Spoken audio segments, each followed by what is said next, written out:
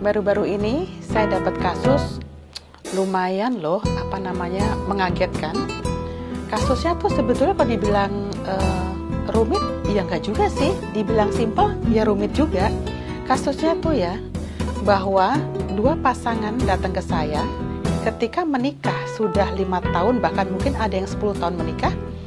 Mereka nggak tahu loh, sebetulnya pasangannya itu seperti apa orangnya.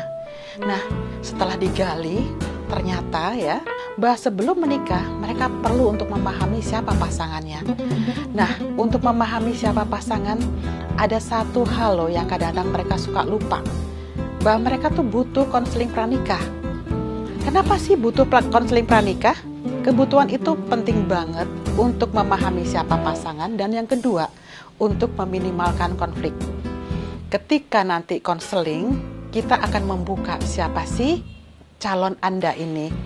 Karena bagaimanapun juga, yang namanya perkawinan itu kan perkawinan dua orang yang sama-sama sebetulnya orang lain yang dibesarkan dengan pola yang berbeda. Dengan pola berbeda, bagaimana mereka dibesarkan? Tentu mereka memiliki warna kepribadian yang berbeda. Kadang mereka lupa, ketika pacaran, mereka hanya mikir yang indah. Mereka mikir, cuman nggak masalah. Nanti kalau mereka menikah, gampang kok Bu. Paling mereka juga akan berpikir, siapa tahu mereka berubah. Nggak semudah itu loh, untuk berpikir bahwa akan berubah. Tidak. Bagaimana mereka harus memahami untuk sebuah perubahan perilaku, tentu harus butuh profesional untuk membuka, untuk memahami siapa pasangan. Kesiapan dalam pernikahan itu pertama adalah kesiapan secara finansial, karena bagaimanapun juga banyak sekali kasus yang masuk secara finansial. Kalau mereka belum siap, itu akan menjadi konflik tersendiri. Kedua, kesiapan peran. Bagaimana seorang istri, bagaimana seorang perempuan yang tadinya single, itu setelah menikah dia akan berubah perannya menjadi seorang istri. Begitu juga menjadi seorang laki-laki. Ketika menikah, peran mereka akan berubah menjadi seorang suami. Nah, kalau dibahas lagi lebih mendalam, tentu kita ada bahasan lagi bahwa seorang istri itu perannya apa. Pasti ada tugas-tugas perkembangan yang dia harus siap.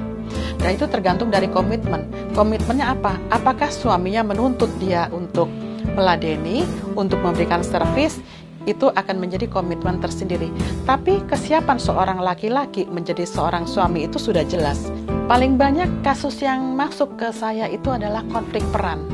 Ya, ini salah satunya saja ya. Yang dimaksud peran itu apa sih?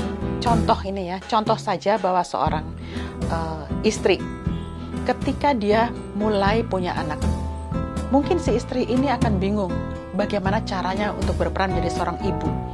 Karena menjadi berperan seorang ibu itu bisa memang kadang-kadang secara mature, kedewasaan, tidak diajarkan karena dia punya anak, dia ngerti bagaimana merawat anak.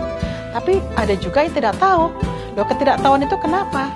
Ini kemungkinan besar terjadi karena mungkin saja si ibunya, si istri ini dulu tidak memberikan sebuah pengarahan, tidak memberikan sebuah nilai-nilai maupun masukan-masukan yang sangat berarti ketika ibu ini punya anak.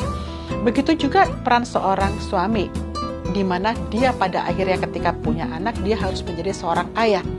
Apakah mudah menjadi seorang ayah? Kelihatannya mudah, ya, karena menjadi ayah, punya anak, bagaimana harus berperan, itu kelihatannya mudah. Tetapi pada kenyataannya tidak banyak orang yang tahu juga yang datang ke saya. Karena peran ayah itu bukan saja cuma mencari nafkah, tetapi dia harus memiliki kemampuan yang lain, yaitu mengarahkan anak, terutama anak laki-laki, karena anak laki-laki juga harus punya nilai-nilai keteladanan dari seorang ayah. Dia harus bisa mengayomi, dia harus bisa membantu keluarga untuk pemecahan masalah, dan lain-lain sebagainya.